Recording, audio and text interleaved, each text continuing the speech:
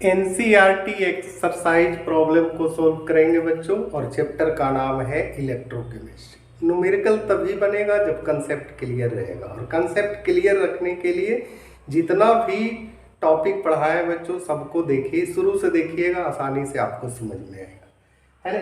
Question number कहता है 3-3 problem का सेट देंगे बच्चों, लेकिन पर डे, जब तक खत्म नहीं होगा, है ना। क्वेश्चन नंबर 1 करा, arrange the following metal in order in which they displace each other from the solution of their salt. इसको कहने का मतलब ये है कि जैसे मान लिया कॉपर सल्फेट है ना, कॉपर सल्फेट, इसको अगर रिएक्ट करते हैं जिंक से तो एक क्या करता है ZnSO4 और कॉपर को रिप्लेस करता है ना। तो उसी प्रकार से 5 मेटल दिया हुआ है, अरेंज करना है इंक्रीजिंग ऑर्डर में कौन मेटल सबसे ज्यादा साल्ट के मेटल से यानी मेटल को डिस्प्लेस करेगा, है ना। इसमें बच्चों 2 मेटल जो है जैसे एल्युमिनियम है और मैग्नीशियम है, ये दोनों ज्यादा रिएक्टिव है। ऐसे तो इलेक्ट्रोकेमिकल सीरीज में आप देखिएगा जैसे जैसे वैल्यू है वैसे बैठा दीजिएगा, है कि नहीं। लेकिन एनसीईआरटी के प्रॉब्लम में कहता है जितना पूछा जाए उतना ही आपको बताना है ना। इसमें क्या हो जाएगा, सबसे पहले मैग्नीशियम हो जाएगा, है ना, तब एल्यूमिनियम हो जाएगा, इसके बाद आ गया आयरन, जिंक, कॉपर। जिंक हो गया, आयरन हो गया, इसके बाद लास्ट में सी हो गई।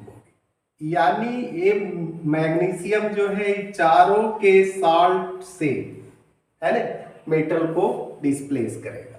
अब एल्युमिनियम है, ये तीनों के साल्ट, जैसे जिंक सल्फेट हो गया, है ना, जिंक सल्फेट से रिएक्ट करेगा एल्युमिनियम तो एल्युमिनियम सल्फेट जिंक को डिस्प्लेस करेगा। इसी प्रकार से जिंक जो है ये दोनों के साल्ट से इसको रिजेक्ट करेगा, रिप्लेस करेगा।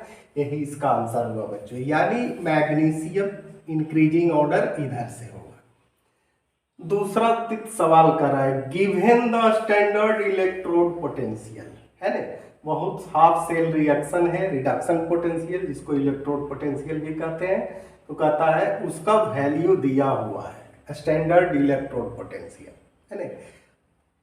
Arrange these metals in their increasing order of reducing potential.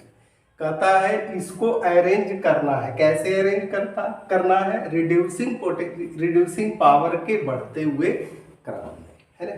अब यहां थोड़ा सा ध्यान देंगे, है ना। हायर कहता है अगर ऑक्सीडेशन पोटेंशियल हायर है ना, इजियर ऑक्सीडेशन उतना ही आसान होगा। स्ट्रॉन्गर रिड्यूसिंग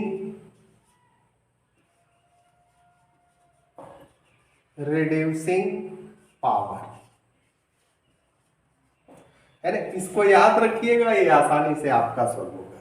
यानी इसमें जो है इलेक्ट्रोड पोटेंशियल जिसका सबसे कम रहेगा, रिड्यूसिंग पावर उसका सबसे अधिक रहेगा, यानी स्वाभाविक है। अब देख लीजिए पोटासियम का सबसे कम है ना। इसके बाद देखिए मैग्नीशियम का कम है, Mg का, है ना। इसके बाद क्रोमियम का -0.74, Cr मत पढ़िए, क्रोमियम का, है ना। इसके बाद बच्चों बच गया Ag का 0.8 है और मरकरी का 0.79 है, स्वाभाविक है, मरकरी है, Hg है। और इसके बाद लास्ट में क्या बच गया आपका, सिल्वर है, Ag है। यानी सबसे ज्यादा पोटासियम, मैग्नीशियम, क्रोमियम, तब सिल्वर। यही आपका आंसर हो गया। कितना आसान है, सिर्फ ध्यान कंसेप्ट पढ़िएगा तभी न्यूमेरिकल आपसे बनेगा। तीसरा प्रॉब्लम है, depict the galvanic cell in which the reaction. कहता है गैल्वेनिक सेल में एक रिडॉक्स रिएक्शन हो रहा है जो कि आपका दिया हुआ है। अब रिडॉक्स रिएक्शन है, स्वाभाविक है, एक का ऑक्सीडेशन होगा दूसरे का रिडक्शन होगा। अब जिंक है इलेक्ट्रॉन को लॉस करके Zn+2 बना रहा है, तो इसका क्या हो गया, ऑक्सीडेशन हो गया। अब इसका ऑक्सीडेशन हो गया तो सिल्वर का रिडक्शन होगा। तो पहले हाफ सेल रिएक्शन लिखिए, जिंक 2 इलेक्ट्रॉन को लॉस किया Zn+2, यानी 2 इलेक्ट्रॉन को लॉस किया, है ना, इसका ऑक्सीडेशन हुआ, है ना। अब इसका ऑक्सीडेशन हुआ, जो बचा यानी 2Ag प्लस है, 2Ag, यहाँ 2 इलेक्ट्रॉन को ऐड करेंगे यानी इलेक्ट्रॉन ऐड हो रहा है, स्वाभाविक है इसका रिडक्शन हो गया। तो एक तीसरा नंबर का सवाल तो बच्चों सॉल्व हो गया, individual reaction at each electron, है ना, इंडिविजुअल हो गया, ऑक्सीडेशन रिडक्शन। दूसरा है the carriage of current in the cell, है ना। अब यहां देखिएगा, ऑक्सीडेशन रिडक्शन, ऑक्सीडेशन होता है LHS, रिडक्शन होता है RHS।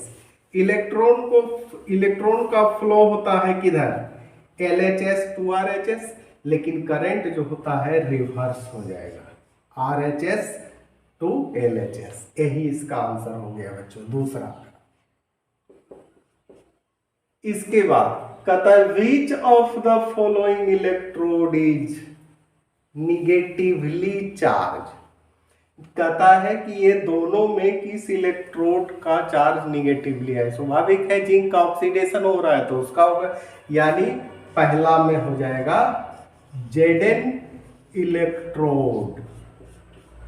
इलेक्ट्रोड या इसी को कहेंगे एनोड। कितना आसान है बच्चों, रेगुलर क्लास करते रहिए, जो भी प्रॉब्लम है कमेंट करके पूछिए। इसी के साथ धन्यवाद।